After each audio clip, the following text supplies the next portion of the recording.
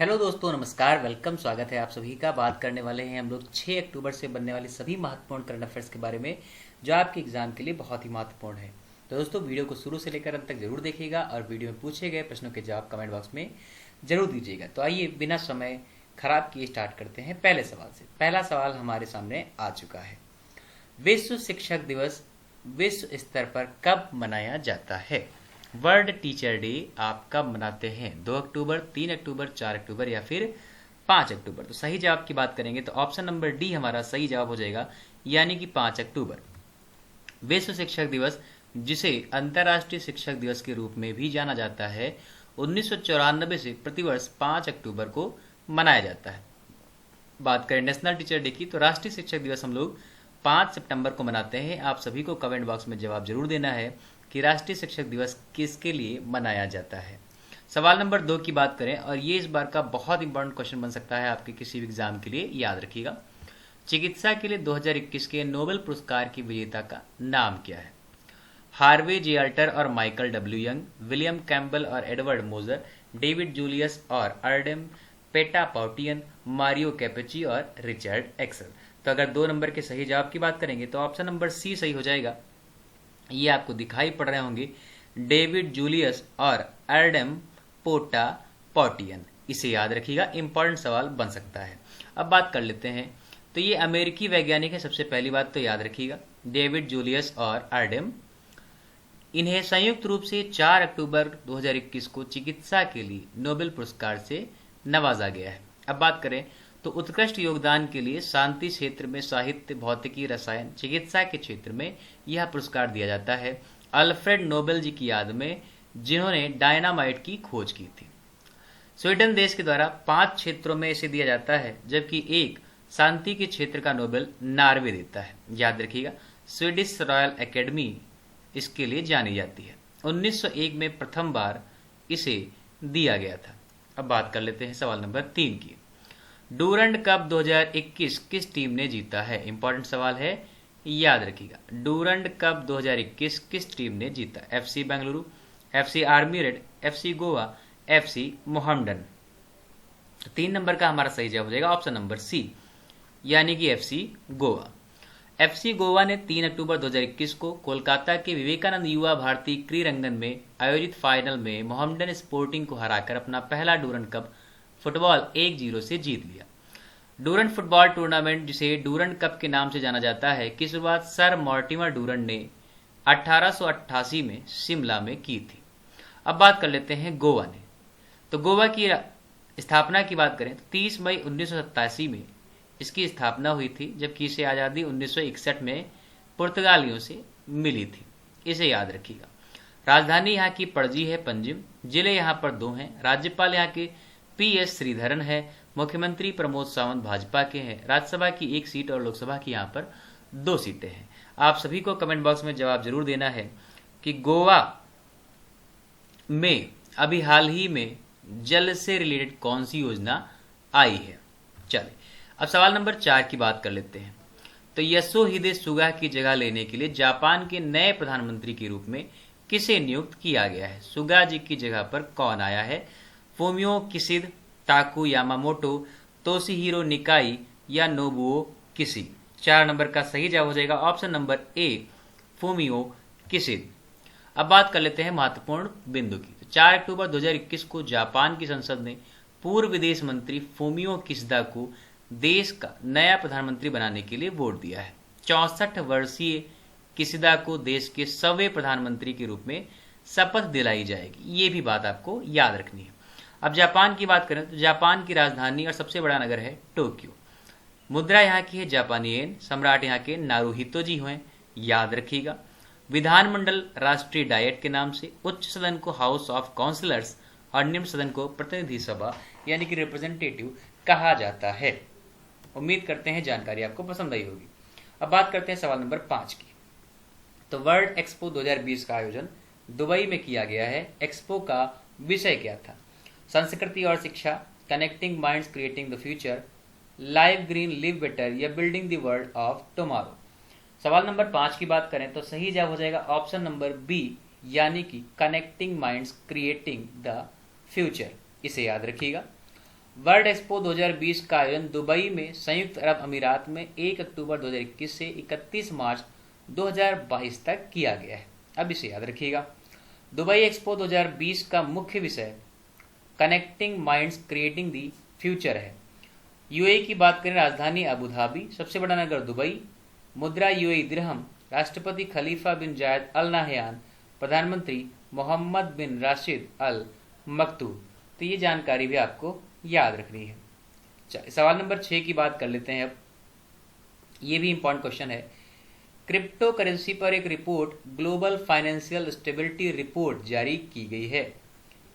आप बताएं किसके द्वारा जारी की गई है? वर्ल्ड बैंक, मूडीज, अंतर्राष्ट्रीय मुद्रा कोष, विश्व स्वास्थ्य संगठन। तो 6 नंबर का सही जवाब हो जाएगा हमारा ऑप्शन नंबर सी, यानी कि अंतर्राष्ट्रीय मुद्रा कोष।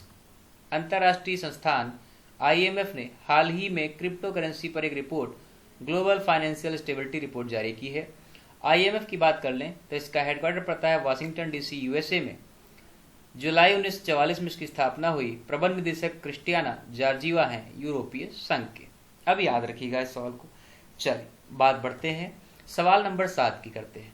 भारत में वर्ष के किस दिन को गंगा नदी डॉल्फिन दिवस के रूप में मनाया जाता है? तो भारत में वर्ष के किस दिन को गंगा नदी डॉल्फिन के दिवस के रूप में मनाया जाता है? 1 अक्टूबर, 3 अक्टूबर, 4 अक्टूबर या फिर 5 अक्टूबर। 7 नंबर का सही जवाब हो जाएगा हमारा ऑप्शन नंबर डी, यानी कि 5 अक्टूबर। अब आइए इसके बारे में जान लेते हैं। तो भारत में गंगा नदी डॉल्फिन के संरक्षण को प्रोत्साहित करने और जागरूकता बढ़ाने के लिए हर साल 5 अक्टूबर को गंगा नदी डॉल्फिन दिवस मनाया जाता है। अब बात करें गंगा नदी डॉल्फिन संरक्षण केंद्र की, तो ये भागलपुर बिहार में खोला गया, इसे याद रखिएगा। इसके अलावा मगरमच्छ और कछुआ का पुनर्वास केंद्र भी बिहार में खोला गया था, इसे याद रखिएगा। चलिए सारे बच्चे कमेंट बॉक्स में जवाब जरूर देंगे कि महिला डाकघर किस राज्य में खोला गया था। 8 नंबर की बात कर लें। इथियोपिया के प्रधानमंत्री का नाम बताइए जिन्हें दूसरे 5 साल के लिए कार्यकाल के लिए चुना गया है, यानी कि दूसरी बार नॉमिनेट हुए हैं। Abiy Ahmed, Jawar Mohammed, Meles Zenawi, Recep Tayyip Erdogan. तो 8 नंबर का सही जवाब हो जाएगा ऑप्शन नंबर ए, यानी कि अबी अहमद। अब बात कर लेते हैं इसके बारे में। तो इथियोपिया के प्रधानमंत्री अबी अहमद ने 4 अक्टूबर 2021 को दूसरे 5 साल के कार्यकाल के रूप में शपथ ली है। इथियोपिया की बात करें तो राजधानी और सबसे बड़ा नगर हो जाएगा यहाँ का आदिस अबाबा। मुद्रा है यहाँ की बिर, राष्ट्रपति हैं सहले वर्क जौदे और प्रधानमंत्री हैं अबी अहमद अली। याद रखिए अफ्रीकन यूनियन यानी कि एयू का हेडक्वार्टर भी आपको आदिस अबाबा में दिखाई पड़ता है। सारे बच्चे कमेंट बॉक्स में जवाब जरूर देंगे कि हॉर्न ऑफ अफ्रीका में कितने देश आते हैं। हॉर्न ऑफ अफ्रीका में कितने देश आते हैं, क्या इथियोपिया उनमें आएगा? चल अब बात करते हैं सवाल नंबर 9 की। केंद्रीय पर्यावरण मंत्री भूपेंद्र यादव ने हाल ही में कितने रिजर्व में बाघ रैलियों की शुरुआत की है? 22 रिजर्व, 35 रिजर्व, 51 रिजर्व या फिर 67 रिजर्व। तो अगर हम सही जवाब की बात करें तो ऑप्शन नंबर सी सही हो जाएगा 51 रिजर्व। देखिए 2 से 8 अक्टूबर 2021 की बात थी। India for tigers a rally on wheels, याद रखिएगा आजादी के अमृत महोत्सव के लिए बात हुई है। जानकारी ले लेते हैं। तो केंद्रीय पर्यावरण मंत्री भूपेंद्र यादव ने हाल ही में देश के 51 रिजर्व में 18 बाघ रेल राज्यों में बाघ रैलियों की शुरुआत की है। 7 दिनों के दौरान ये रैलियां लगभग 7500 किलोमीटर की दूरी तय करेंगी। बात करें न्यू टाइगर रिजर्व की तो रामगढ़ विषधारी राजस्थान में घोषित किया गया, इसे याद रखिएगा। 10 नंबर के सवाल की बात करें तो कर्नल मामाडी डोम्बोया ने किस देश के अंतरिम राष्ट्रपति के रूप में शपथ ली है? कर्नल मामाडी डोम्बोया ने किस देश के अंतरिम राष्ट्रपति के रूप में शपथ ली है? लाइबेरिया, गिनी, सेनेगल या मोरक्को। सवाल नंबर 10 के जवाब की बात करें तो ऑप्शन बी सही हो जाएगा, यानी कि गिनी। तो कर्नल मामाडी डोम्बोया ने 1 अक्टूबर 2021 को तटीय पश्चिमी अफ्रीकी देश गिनी के अंतरिम राष्ट्रपति के रूप में शपथ ली है। अब बात कर लेते हैं गिनी की। तो गिनी की राजधानी और सबसे बड़ा नगर यहाँ का है कोनाक्री। मुद्रा है यहाँ की गिनियन फ्रैंक। सरकार यहाँ पर तानाशाही चलती है और प्रधानमंत्री है यहाँ के काबिने कोमारा। ये भी आपको याद रखना है। 11 नंबर के सवाल की बात कर लेते हैं। तो भारत के किस राज्य में व्यापक रूप से उत्पादित की जाने वाली चावल की किस्म वाडा कोलाम को जीआई टैग दिया गया है? इंपॉर्टेंट क्वेश्चन है।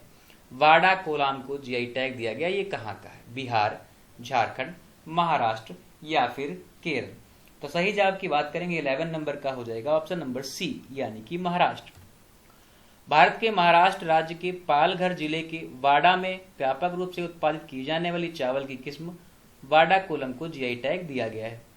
वाडा कोलम को आमतौर पर जीनी या झीनी चावल के नाम से पूरे महाराष्ट्र में जाना जाता है। अब बात करते हैं महाराष्ट्र की। तो महाराष्ट्र का गठन हुआ 1 मई 1960। इसकी राजधानी है मुंबई, जो कि ग्रीष्मकालीन है, और नागपुर, जो कि शीतकालीन है। जिले हैं यहाँ पर 36। राज्यपाल हैं भगत सिंह कोश्यारी। मुख्यमंत्री हैं उद्धव ठाकरे। उप मुख्यमंत्री हैं अजीत पवार। विधान परिषद की सीटें हैं 78 और विधानसभा की सीटें हैं 288। तो ये जानकारी भी आपको याद रखनी है। बात करते हैं सवाल नंबर 12 की। जवाब आपके पास सवाल है, भारतीय जीवन बीमा निगम के प्रबंध निदेशक के रूप में किसे बनाया गया है? एलआईसी के प्रबंध निदेशक के रूप में किसने कार्यभार संभाला? बीसी पटनायक, आशीष मेहता, माफ कीजिए अमीश मेहता, एसपी मुखर्जी या अविनाश दीक्षित? तो 12 नंबर का सही जवाब हो जाएगा ऑप्शन नंबर ए, यानी कि बीसी पटनायक।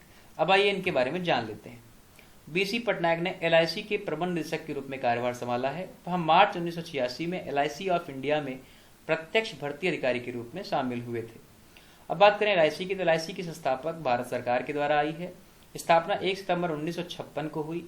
अध्यक्ष MR कुमार हैं। मुख्यालय मुंबई में पड़ता है। सहयोगी कंपनियां एलआईसी हाउसिंग फाइनेंस और आईडीबीआई बैंक। मूल संगठन वित्त मंत्रालय और भारत सरकार। तो दोस्तों ये थी आज की हमारी महत्वपूर्ण करंट अफेयर्स।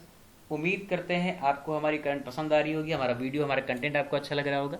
अगर अच्छा लग रहा है तो चैनल के साथ बने रहें, और जिन लोगों ने अभी तक सब्सक्राइब नहीं किया है वो चैनल को सब्सक्राइब करके बेल आइकन को जरूर ऑन कर लें, ताकि हमारी वीडियो की अपडेट्स आपको मिलती रहें। दोस्तों हम लोग मुलाकात करेंगे कल नई वीडियो, नई करंट और नई ऊर्जा के साथ। आज की वीडियो में इतना ही। अपनी राय को कमेंट बॉक्स में जरूर दीजिए। धन्यवाद, नमस्कार।